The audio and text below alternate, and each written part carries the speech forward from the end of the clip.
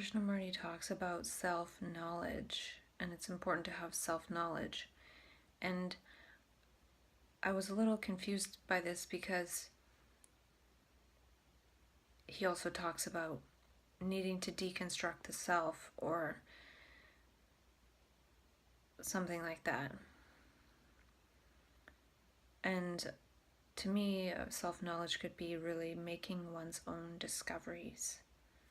And also self-knowledge could be that the self is actually quite a bit vaster than this limited ego thing that we think we are.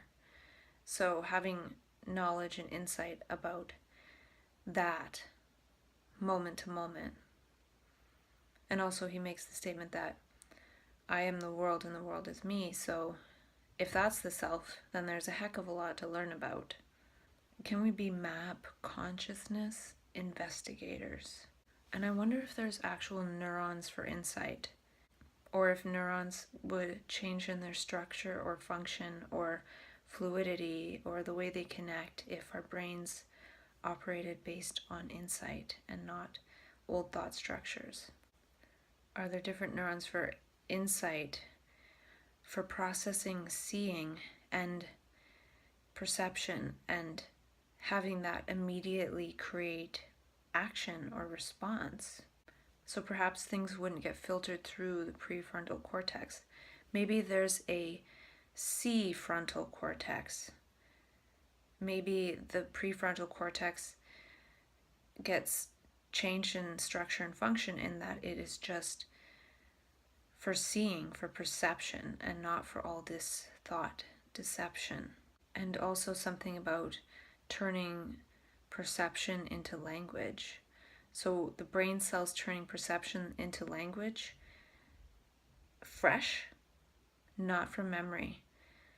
So if one has a perception, one sees something, then there's a holistic formation of language in terms of the whole sentence forms, not forming it from memory, from the past. So it arises in the present based on the perception, not picking out what we think we're seeing according to what the past makes salient, and then creating a sentence from the past to talk about what we're seeing in the present based on the past. So we're only seeing the past. So I think that would change the brain structure as well. This perception action would change how the language is structured in the brain. I wonder if this is how children with autism are trying to form language. They have to learn enough of it because it's not stored in the same way in the brain. But then when they do, they just perceive and form whole sentences. So they would need to be taught language in a completely different way. And I wrote down memetic engineering genes. And I remember Dr. Bruce Lipton first saying genetic engineering genes. Mode and sound of language creates new brain cells and new genes. These genes are selected for. And I'm just seeing now that when a brain goes into insight mode, it would create brain cells to be able to create new language. So perhaps going into insight mode is what creates memetic engineering genes. Or memetic engineering memes. The memetic structure starts engineering new memetic structures, which is something that would happen in insight. It would have to happen because it can't just come from past memory. So there's some kind of memetic engineering gene and memetic engineering meme process that happens with insight, and it builds the brain and creates in a different way. And I feel like this is happening in bipolar brains. And often we try to hold on to knowledge and facts in order to improve ourselves psychologically. But this ball of knowledge actually prevents this perception and learning from insight in the moment process. And part of the trouble with this process could be there's definitely the risk of sounding like an idiot, because people might not understand what one is trying to say. Plus, it's not coming from memory, so it might not be on the same plane as what people use in order to have conversations. And it also could be completely surprising and new to the one that is giving voice to it. So one has to kind of let go in order for this energy and this voice to come through. And the trouble is that so many of us are punished for having this voice come through and giving voice to new memes and turning on this epi-memetic process that once it's squelched, we're afraid to open our mouths again. And that's part of what causes flat affect. It's just getting to the point where we can't say anything because what we might say is not really of the me, and people will misinterpret it as mental illness. Can we dialogue about our perceptions? And I made a note at the bottom of this page. I wrote, I feel awake. And that to me is a little bit of a sign that my brain was in hyper mode for sure. Hyper insightful, hyper alert.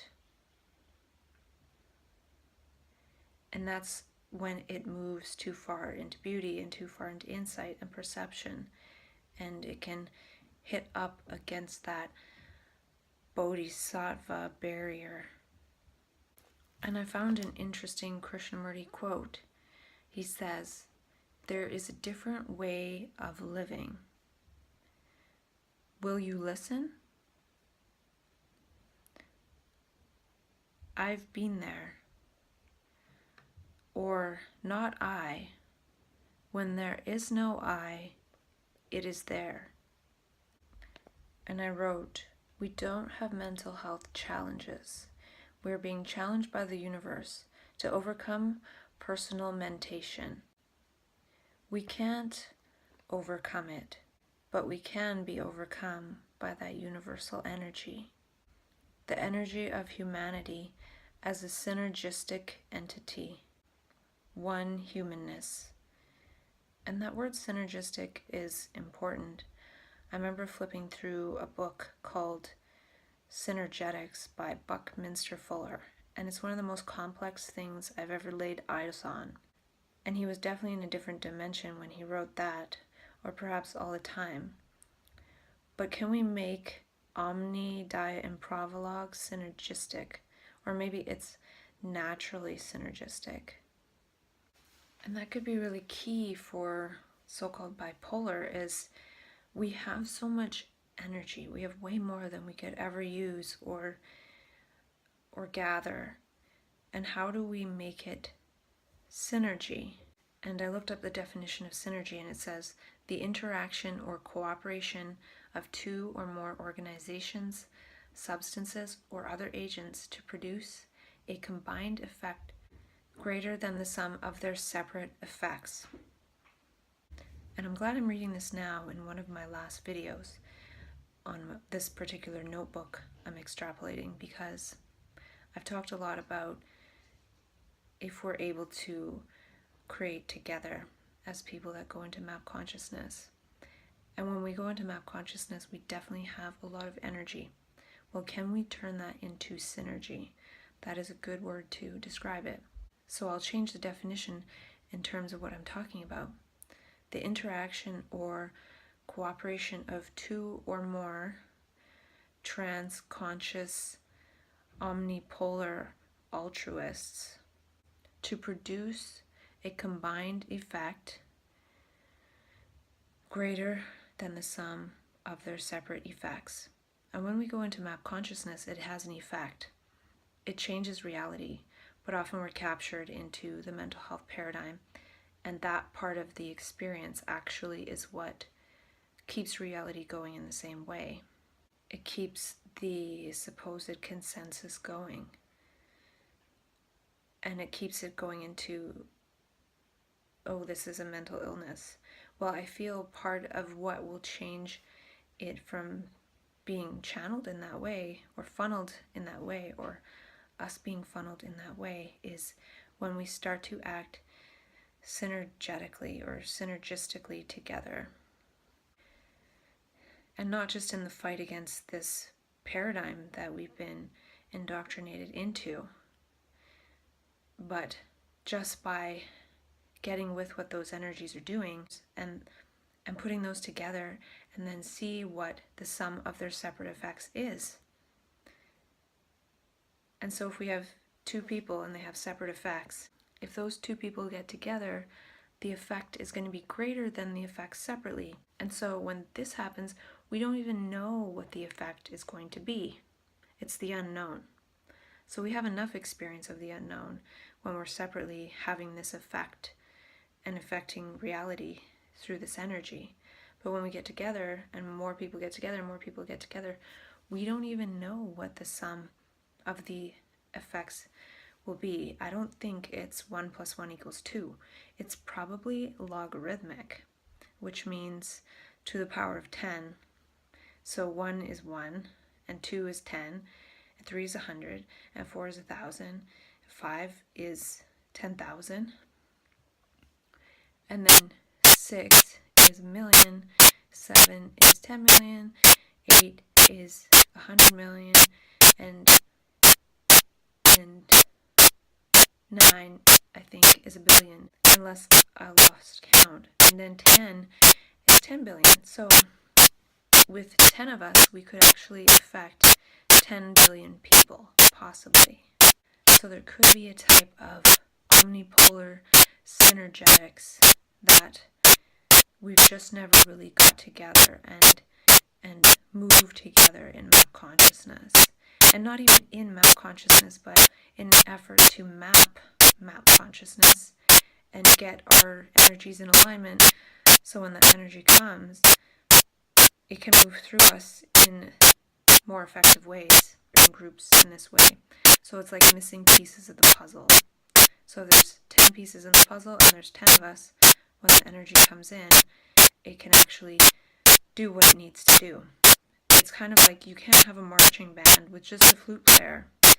So this energy needs the rest of its marching band.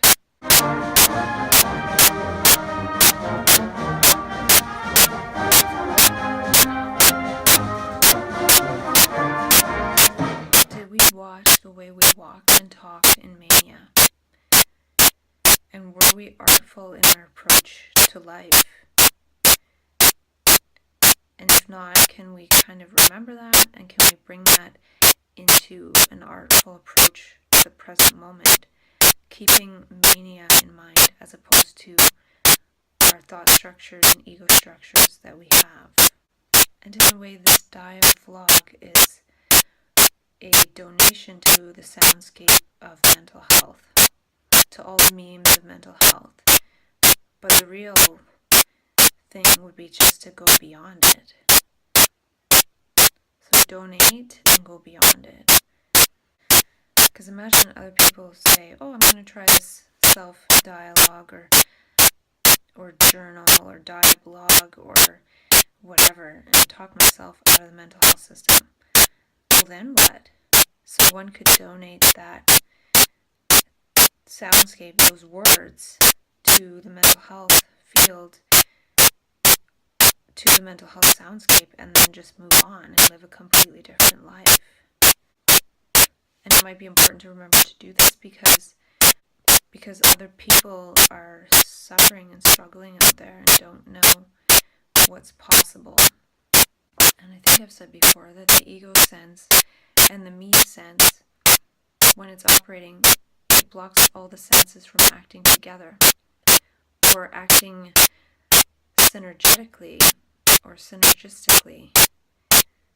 So really, consciousness or mania, or when one is able to integrate that in such a way that it doesn't really feel that energetic, it's really synergy with the moment. So the moment has a certain effect and we have a certain effect. But if we're really acting and cooperating and interacting with the moment in synergy, there will be a creation greater than the effect of the two separately. And that's sort of what's happening now, because we aren't acting in concert with the moment.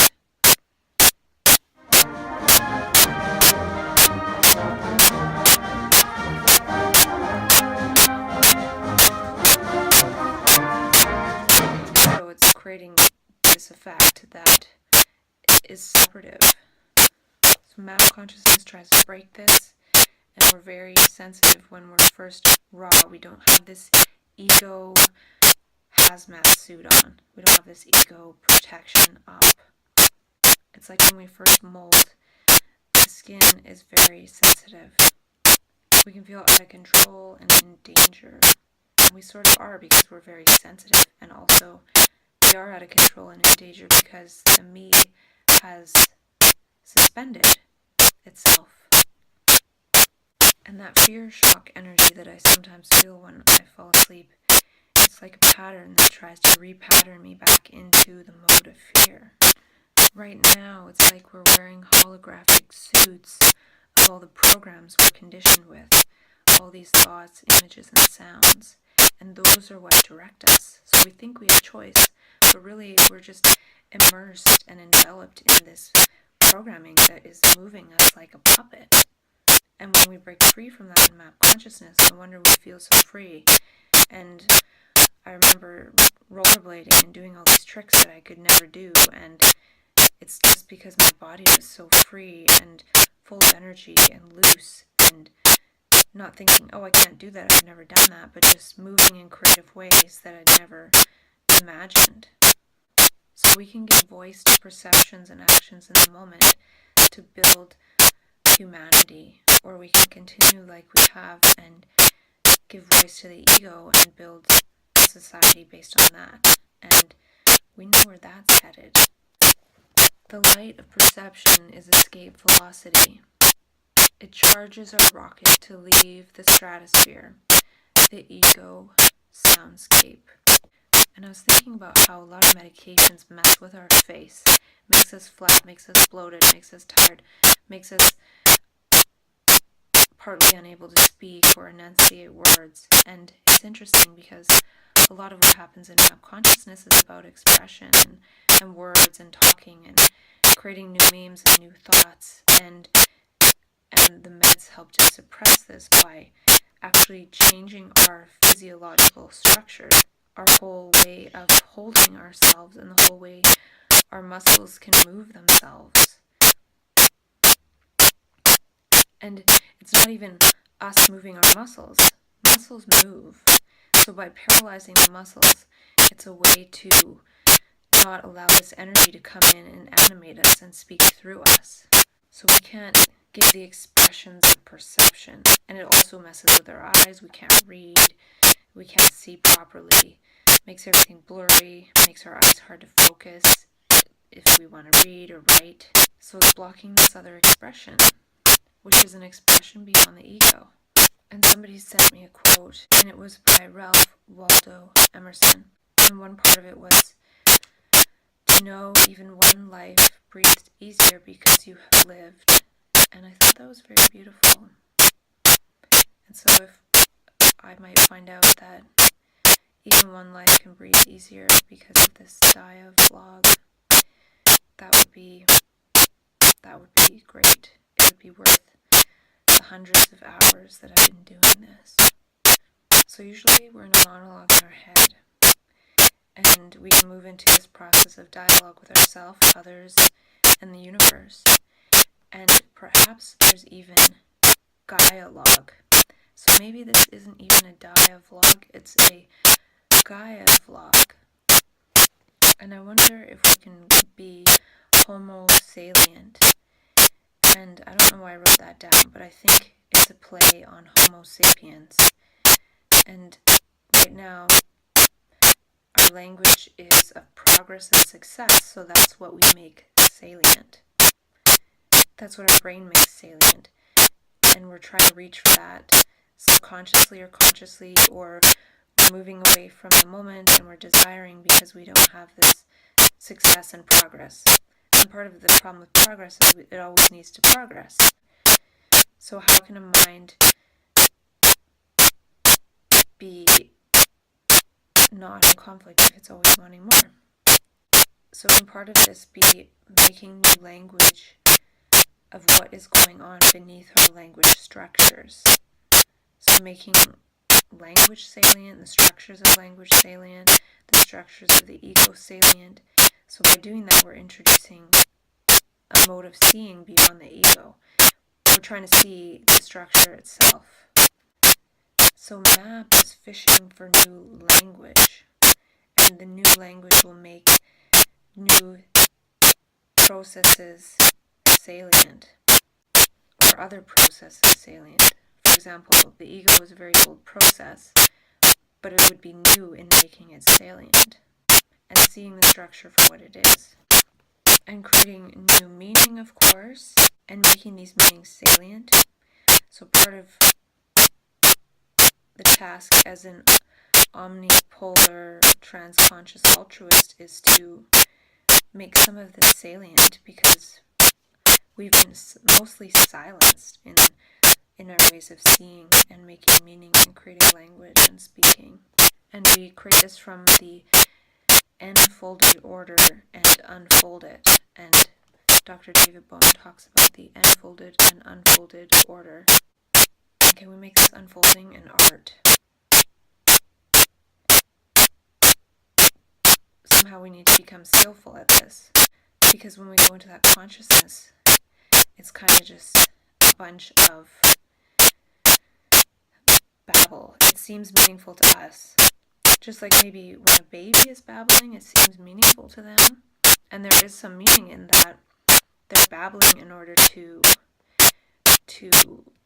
exercise those muscles in order to be able to speak at some point, and also to practice all the different sounds. So the same kind of thing happens in consciousness. We're starting to have this sort of babbling process happen. We can speak English, but we're sounding kind of incoherent. But really we're learning to speak as a different energy, not from the ego past. And I feel like as we learn this skill and we can blend in, we won't really seem that different than we were. We seem different when we were first learning how to speak in that way. Just as if I'm learning Spanish and I go to Mexico, it'll be pretty obvious that I'm a foreigner. But once I become very fluent, and if I live there for 5 years, people might not even notice that I'm not from that town. So can we be from the town of mass consciousness and still live in amongst everyone and blend in and actually have a certain function? And just in the way we're speaking, people start to see differently and learn our language, instead of us being diverted into the language of the supposed consensus and vegetating the rest of our life. And can there be an art of going through this process of being labeled, of having a so-called mental illness, and going from believing it to not believing it to artfully moving out of that paradigm in a skillful way, that one just sort of all of a sudden is just out of it, and everything is okay, and being able to embody that which one is meant to embody through that energy, and bringing that energy and sharing it like what that energy was attempting to do in the first place, of no longer babbling, but actually having one's head above the clouds a little bit, and being able to share some of the wisdom that can come through the process of this energy, and being labeled, and being able to move through it and step out of it, and then speak from beyond it, and help those along the way, as well as the people who continue to see it in just a pathological way. Help them too. So I have something else on perception. Fishes for new memes, for meaning. Perception is memeing. Perception sees something, understands a process, and the meme instantly unfolds and can be spoken. So the meme is actually in the perception, and the perception is always available in the infinity. Language is enfolded in our brains like a flower. Perception is a flower, just like how the memes are enfolded in our emotions that I talked about earlier. When we emote, this unfolds the old story. This was an efficient way to store stories and instructions on what to do. Homo emotus goes to Homo perceptus. So just like our emotions kind of unfold stories. So if I'm mad because something happened, I'll think of other things that were similar that made me mad to keep that energy going. So part of the stories are kind of embedded in the molecules of emotion. Well, when we look at reality and we have a perception and insight, in the same way, it allows us to learn about similar things that we might have perceived before that get stored in the brain in a very fluid way, not as knowledge, but as seeing. And this could actually build the prefrontal cortex as the C frontal cortex into a structure of insights as opposed to thoughts. So then insights can continue to unfold. Maybe one day it'll be the insight cortex. The total language, gestures, and words. I've seen people be this when I saw their light body self. Because at one point in my first experience, I would just look at somebody and they would be in their heavy ego hologram self. And when that got released, they would just change into this beautiful version of themselves, which I call the light body self, which wasn't just, they changed the tone of their voice. They changed all their gestures, the way they moved their body, their skin tone, they lit up, and it was just the most beautiful thing. So it's like this cage of something was dissolved. And it seemed like I could dissolve it by looking at people. Or maybe it was dissolving in front of my eyes, not because I was doing it, but because the energy wanted to show me something. It wanted to show me what's possible. Right here, right now, in an instant, not through years and years of trying. And I wonder if that's one of the powers of perception. And Krishnamurti says perception is action. Not there is an action, but the act of perceiving. Just perceiving will unfold that which happens, that which has to happen based on that perception. I saw their light body. I stripped it away with vision. It's unmasking this world of destruction, that part of it. The light of this vision sees beyond the holophonic sound barrier imprisoning the material body. So there's a language of human being that's beyond any verbal languages that we have, which is completely energetic and gesturetic and dynamic and rich and part of movement and part of the way we look into each other's eyes. And if we're all with that and got rid of all the verbal languages, we would probably create a different verbal language or just be completely psychic and telepathic and all that jazz. And there are laws of consciousness, and the crisis within that manifests all these other troubles.